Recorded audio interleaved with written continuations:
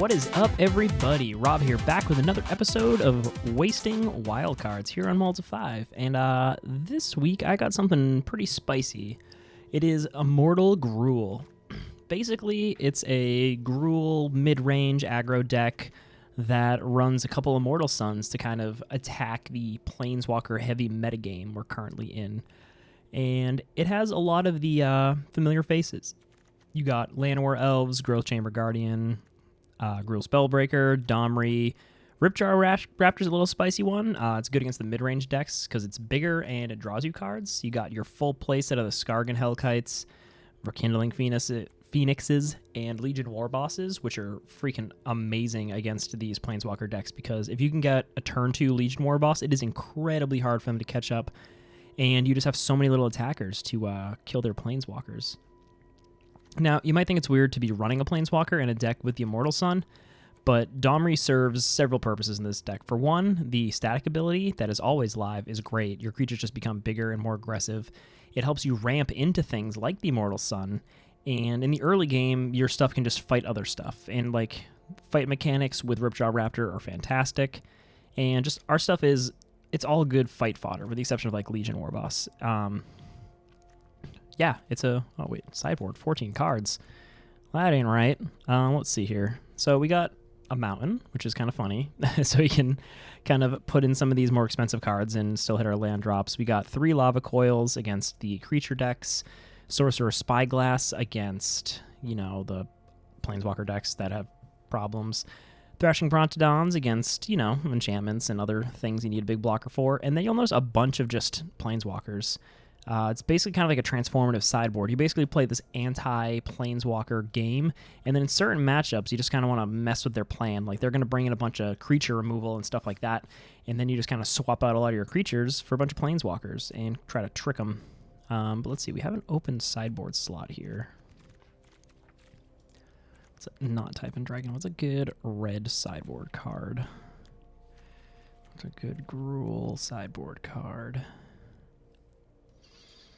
There's probably one in this list that I'm supposed to have. I guess maybe just a different shot. Whatever, let's just throw a shot. No, not in there. There, done.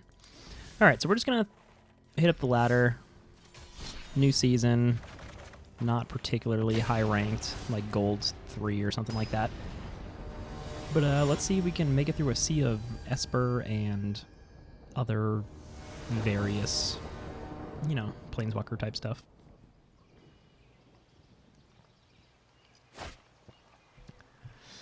All right, I mean, this hand would be amazing if we had like a Llanowar Elves instead of one of these other spells, but I think on the draw, this is probably a keep. We could still draw into a Llanowar Elves. We have a turn 2 play. We got turn 3 and 4 plays. We got 2 to 3 draw steps to draw into our 3rd land, which is going to be key. That is an expensive spell and not what you want right now. Alright, so it looks like we're up against Is It Phoenix? Maybe Jeskai Planeswalkers, but I feel like Is It Phoenix has kind of had a resurgence lately. Alright, not bad. We got our 3rd land. We're going to throw out a Growth Chamber Guardian. Now, depending on the play here, we can... Alright, so one of our plays of potentially fetching out another Growth Chamber Guardian next turn is gone. So we're definitely... So I think we just want to get a Legion War Boss online as fast as possible. With the exception of the burn spells, if we can go wider than the Phoenix deck and kind of answer their flyers. Okay, this is a... I guess some Phoenix decks do run black, but usually it's one of the red lands. Okay, so let's see what we can do here. You could just lightning... So, let's play Domri.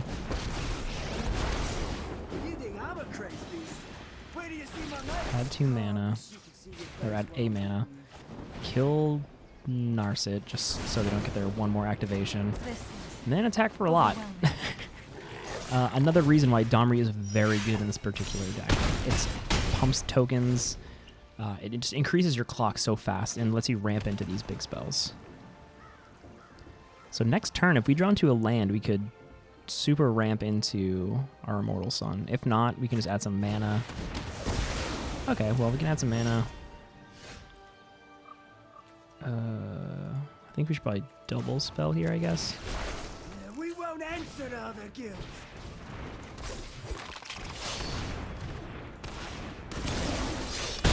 So a deck like this, it does run some burn that can kill a 3 power, but it also just runs this. So the 4 power isn't particularly powerful. Let's see here. Do they have another removal? Nope. Okay, so next turn we win because we can make our Growth Chamber Guardian a 4/4. I don't know if our opponent forgot about that.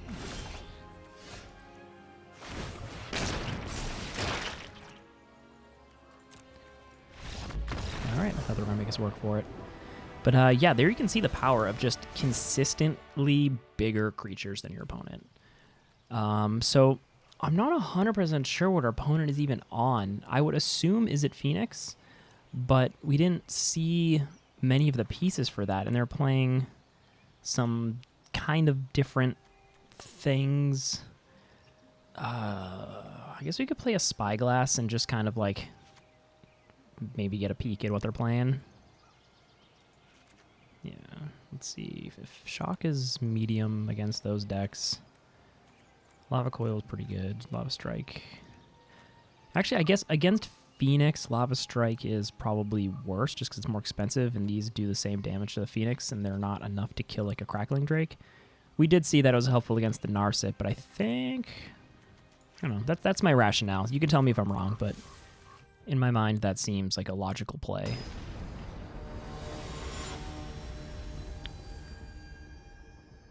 So I've been a big fan of Gruul.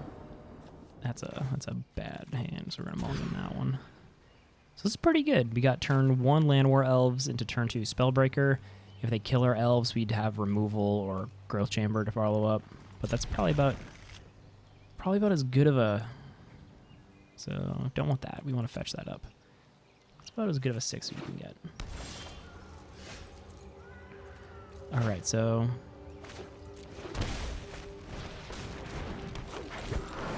I think maybe next turn we War Boss, try to get out ahead again. Never mind. Growth Chamber it is. So Ripjaw Raptor is actually probably pretty good in this matchup. It kills any of their drakes, and most of their removal isn't big enough to kill it. Ooh, perfect. Okay. This will have hexproof, but you always want to kind of get this on early, but maybe we save the War Boss for later.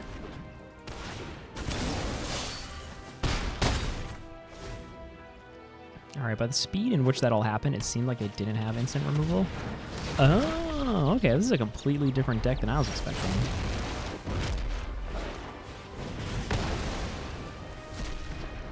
So I discarded the War Boss there just because I need my opponent dead fast. I want to hit my land drops. Another Bolas would be kind of annoying.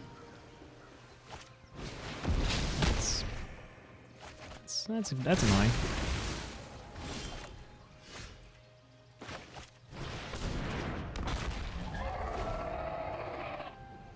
Such a good card to stabilize. Okay, so our opponent's on Grixis midrange. That's pretty good to know.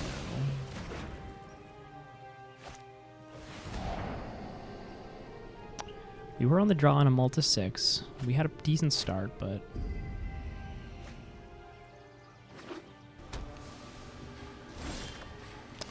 a bummer.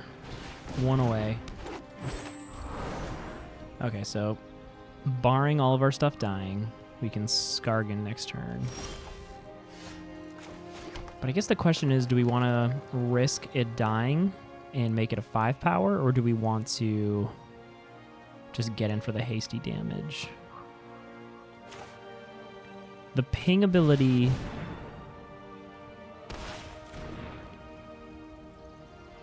I think the ping ability might be helpful against opposing planeswalkers, creatures, and stuff like that.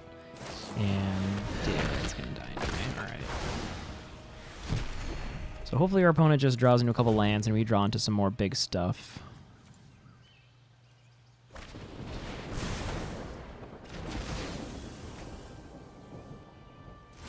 We can cast everything, so... Okay, flyers are good. Flyers that can block Nicol Bolas are good. Nicol Bolas, Dragon God could be a problem. They're just going to start getting infinite value off of that.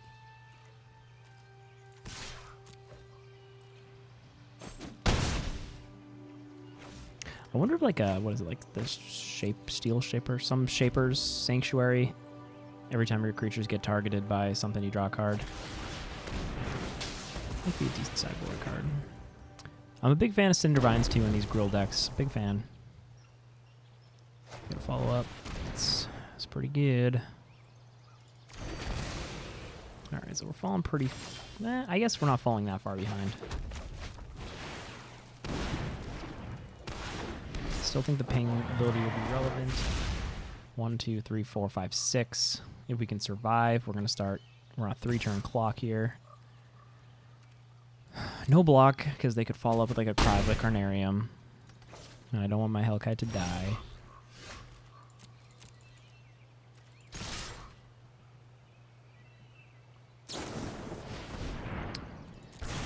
That's fine. This is a race we will win.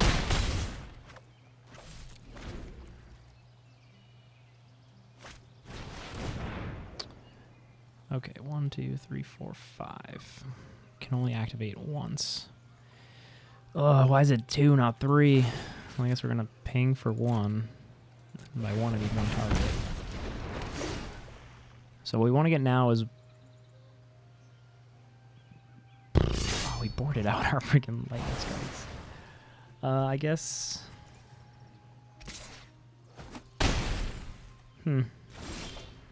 Oh, okay. I guess that's fine.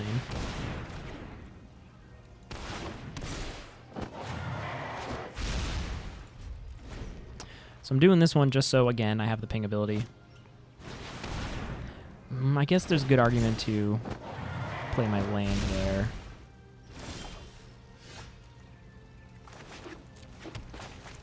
Next turn I'll have the ability to ping twice. Although they're playing red, so they also have the ability to ping twice.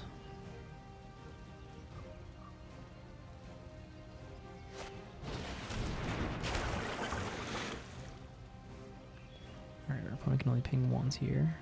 Probably gonna kill an elf. Oh yeah, goddamn. It's a good ability. That deserves a nice. Oh my god, what a draw. Now they have to block.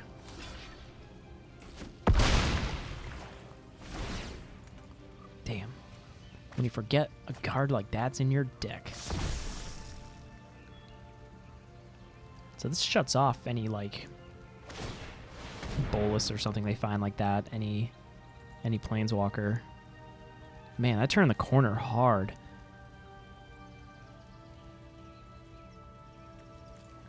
I guess it helps that we drew several large dragons. Look at how many creatures they killed.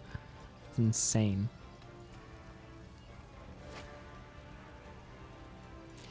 Okay. That's fine. Oh, wait, never mind. I'm going to lose. Oh, that sucks.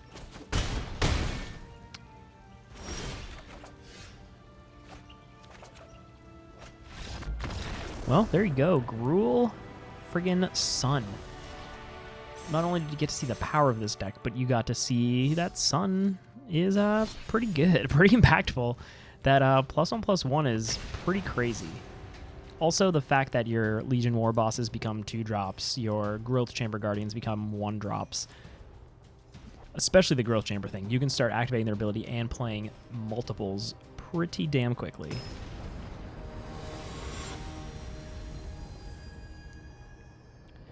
And that was against Grixis midrange. It wasn't even like a kind of joke deck. I mean, Grixis is clearly like tier 2 compared to Esper and some of the other mid-rangey control combinations, but it still like plays real cards. It's a good deck. We don't have a red here, but we're on the draw, and we have the ability to make basically any color mana eventually. So I'm going to keep this. If we draw into Red, we can do the turn. Oh, yeah. So we can do turn 2 Legion Warboss here. It'll actually be effective because the Archbow is going to take a little bit of time to get online.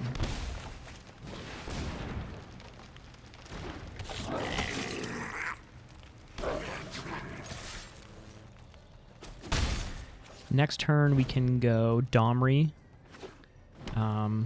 Potentially fight a creature. Like, if this just gets 2 lands or something, we can kill it. Okay, so it's a 2-power, but we could play Domri, fight the Jade Light Ranger with a token, and get in for a lot of damage.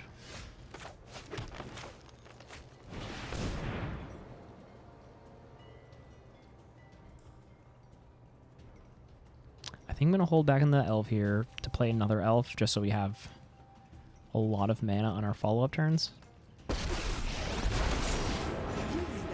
This Domri is so powerful.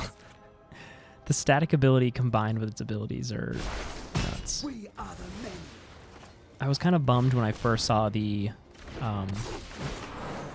first Domri we got in Guilds of Ravnica, because it was okay, but I mean, being a 4-drop versus a 3-drop is huge. The ramp into Riot was kind of a cool effect, and the ability to potentially get a couple cards out of it, but this one is just inherently so much more powerful. Busting heads is my bread and butter.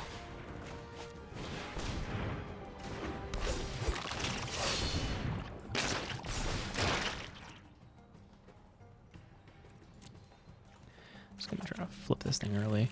So we can play another card here, lose 2 attackers, or we could attack with 4 creatures, get in for guaranteed 6 damage.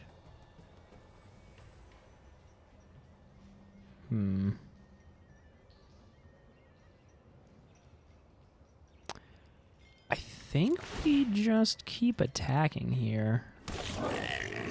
We just want to apply pressure, as much pressure as possible. So if I attack with a Warboss here, it's clearly the one that will be blocked, but I'll get an additional... Oh, let's see. We do 6, we do 10 damage. Maybe I'd do that. Just go wider. Guarantee the damage.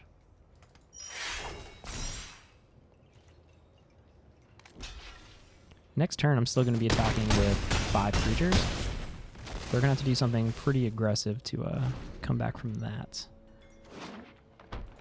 Mono green Archbow, huh?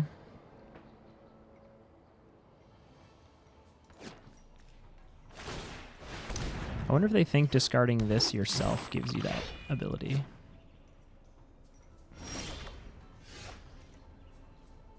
All right.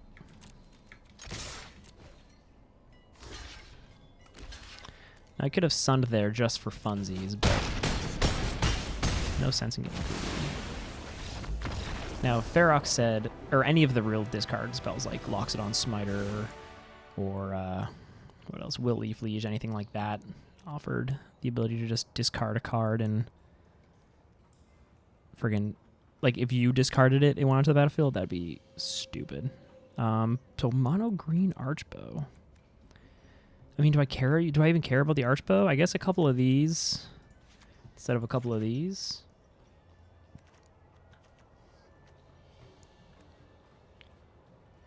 Immortal Sun is fine, but it's kind of like a win more in this matchup.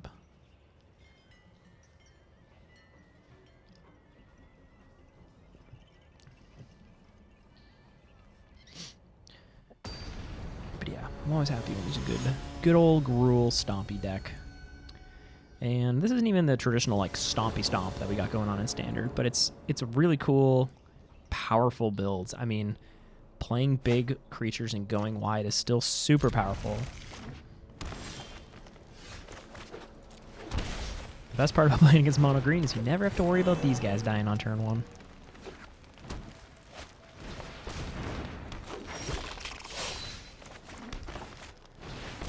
Alright, so I just want to get my Warboss out early. Next turn, I have the ability to coil, even if they grow it.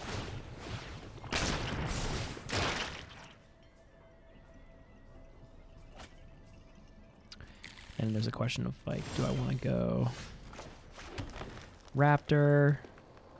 Or do I just want to get the damage in? I think I just want to... Do I just want to get a flyer out?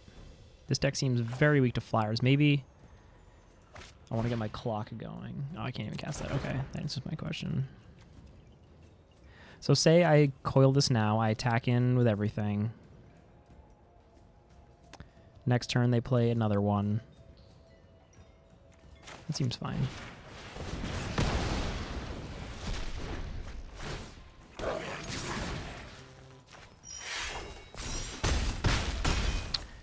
Now, I put the counter on the Goblin instead of the Elf because there's a lot of times I'm going to be tapping this and not attacking with it. So I want my counter to go where the damage is going to go. Jailer Ranger's fine, especially when it does that.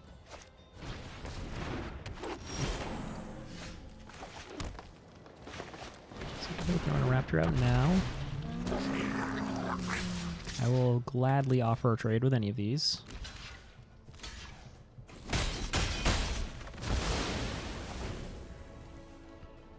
The Elf dying doesn't matter there because if I draw into a red source, I can cast these natively anyway, so I don't need the additional mana.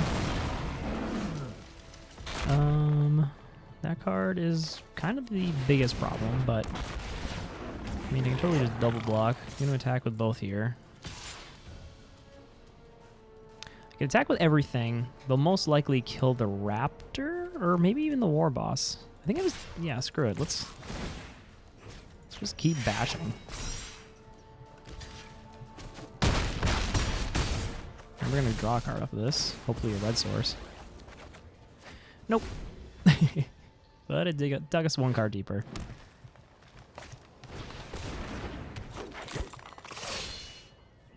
So they can transform, or adapt, not transform.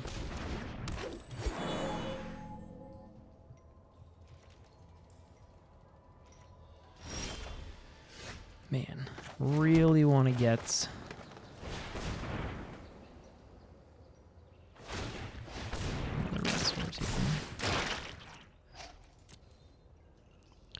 So, they're going to get big stuff, but the fact that they just can't really kill my stuff, I'm going to be able to go just as wide, and eventually I'll be able to go over them.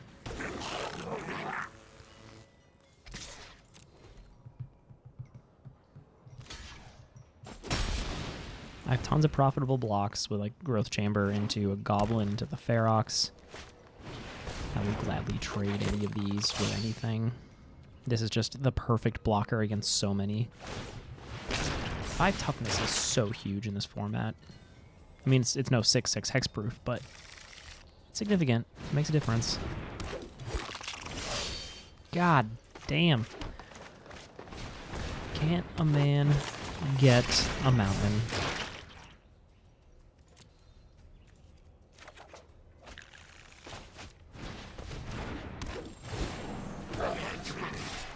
So, again, I'm going a little wider than them. We're growth chambering back and forth as soon as I can get my friggin' Hellkite out here. I didn't even notice his name was the Green Law. He's committed. He's committed to the name.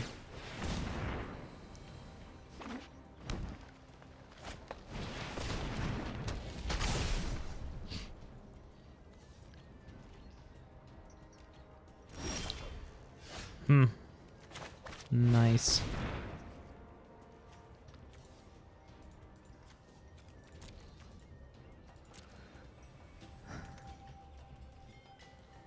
So they're at their growth chamber limit.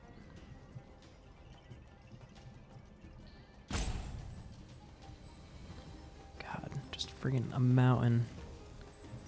A mountain would be so nice.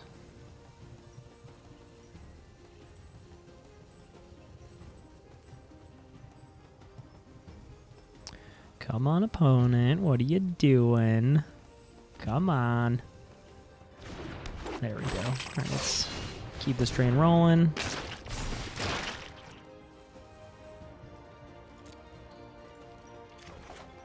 kind of tempted to just attack into my Ripjaw Raptor and hope and just try to get the value off of it. Because if I can draw into a red source...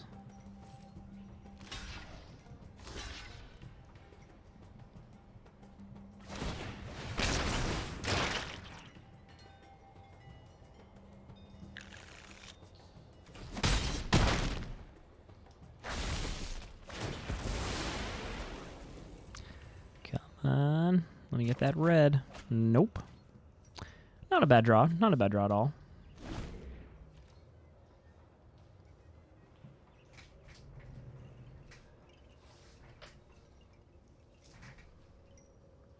Hey, are you home? Yep.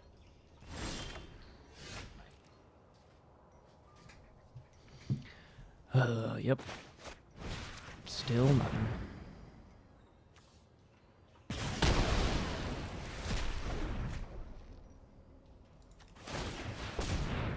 I think I'm just going to start attacking with everything. Alrighty, so had some technical difficulties during that last game, which led to me having to lose because of, you know, internet connections and all that fun stuff. But yeah, let's. I think I was going to win it. But yeah, I never like losing because of networking nonsense. So let's try to keep this train a-rolling. And here, you got a turn 1 Llanowar Elf into a turn 2 Spellbreaker, potentially, depending on the matchup, or a Druid guaranteeing a turn 3 Phoenix, or even a turn 3 Hellkite. So this is definitely a keep.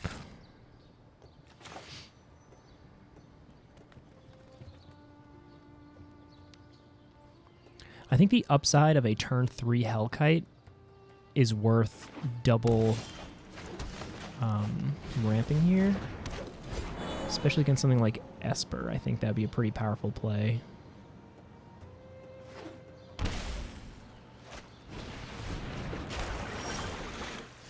Now, Esper control, you might have more removal, more sweepers.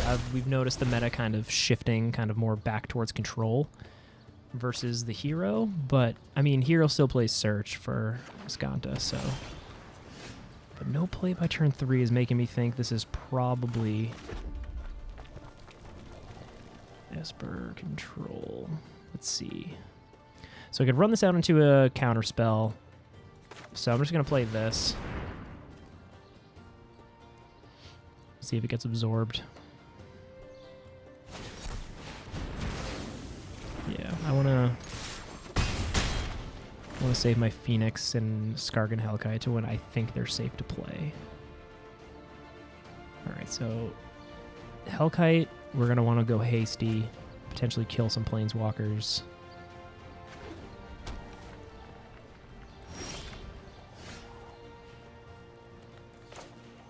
Alright, so we're probably running into another counterspell here. So I'm going to start by attacking, and then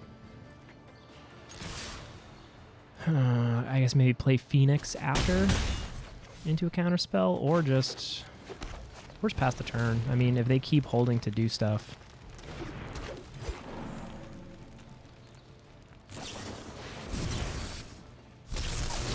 Yeah, so they're definitely on the traditional kind of more control-y Esper plan, which means they probably have Kai's Wrath or Cry of the Carnarium in their deck.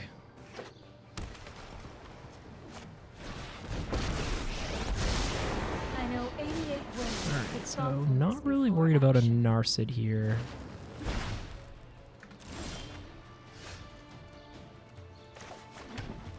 So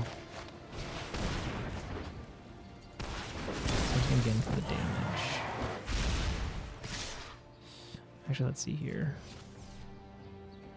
We can get in for 8, but then they get another activation, and I would rather than not get any value. Their Cry here is gonna be able to kill most of my team. Left of the Hellkite, though, that's not bad. And depending on what their hand is, Ashiok, eh? That doesn't seem great in most matchups. I mean, it's annoying. But, I mean... I guess it's pretty good against, like, the Sorin-heavy Esper hero decks. But it's not particularly great against, like, your aggro decks, or even your control decks don't really utilize the graveyard all that much. I mean, you could maybe get rid of an opposing Chemister's Insight. And I guess it's good against Command the Dreadhorde, so maybe it's not the worst pick, but kind of seems more like a sideboard card to me. Yeah, I'm just gonna keep attacking. I mean, if they have like a Settle the Wreckage, that'd be kind of fun. Haven't seen one of those in a while. Vraska's Contempt? Yeah.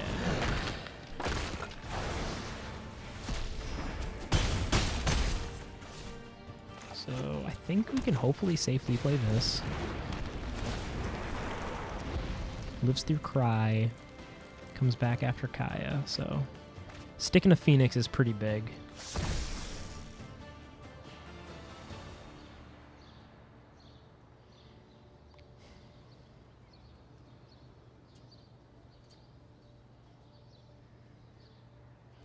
They would have to double removal the Phoenix, or just play another, like, Vraska's Contempt, I guess. But actually, Ashiok, not bad against Phoenix. I mean, you kill the Phoenix, you plus the Ashiok. There goes the Phoenix. All right, so I guess this has a lot of utility, but it's not particularly high on my list of cards to check out in Standard. I feel like if it was easier to cast on turn 2, this would be a pretty good hoser in Modern.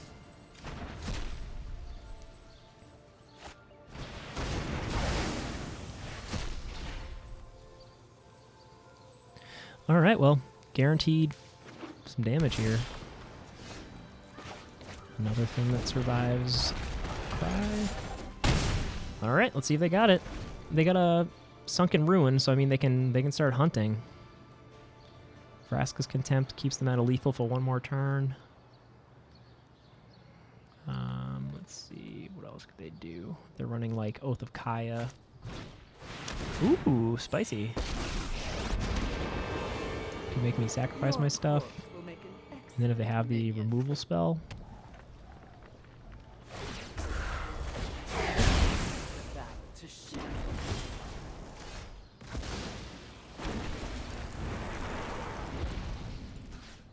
I mean, I assume they have it? No. All right, we got there. All right. So, pretty effective playing around their counter spells and stuff like that, trying to get that stuff going good. So, against a traditional control deck, I wonder if this is when, like, bringing the Planeswalker package in would be pretty good. Let's try it. Sorcerer's Spyglass shuts off their Planeswalker, so let's do this. Bring in the Brontodons, bring in a mana. What do we lose here? Want to go wide. Protection. Shock's not great. Lightning Strike's not great. It does kill their Planeswalkers. Flubco's not great. But I don't think that's really priority here. Spellbreaker Haste is good. Can't counter creatures is pretty good. Do we just go down the Growth Chamber Guardians? They do draw us cards, essentially, but I don't know if they're high enough impact on the game. I don't know. We'll see. So I think the goal with the Planeswalker package in this deck is kind of, we play against a deck like this. It's a deck that can kind of do a bunch of things. It can become more mid-range after board, or it can become more like removal heavy, kind of more targeted. And I think I'm going to try to keep this. This is a pretty bad hand, but I'm going to keep it. Yeah.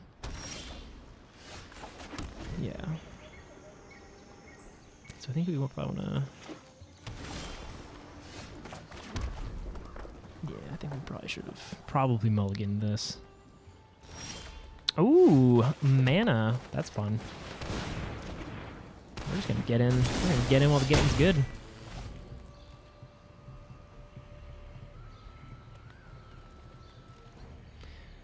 All right, well, that's unfortunate for our opponent, but it's pretty good for us. So So we stuck the Phoenix, which means unless they're putting in like D-Sparks and stuff. All right, well, that was quick. So there it is, Immortal Gruul, a couple games, 2.5 games, but you really get to see the power there. I mean, it's a solid mid-range deck. I know a lot of Gruul decks are kind of going lower to the ground, more aggro, which is probably not a bad call. But this is fun. This is a fun deck. I mean, you get to play the big stuff.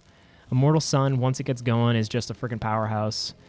The only things I would maybe say, I feel like it's still mana short. This deck runs, what is this, 8, 16, 23? Maybe you want some more lands, but got some ramp. Yeah, maybe you don't need lands. I don't know. This is a fun deck. I highly suggest it. Maybe the shocks and lightning strikes are a little meh.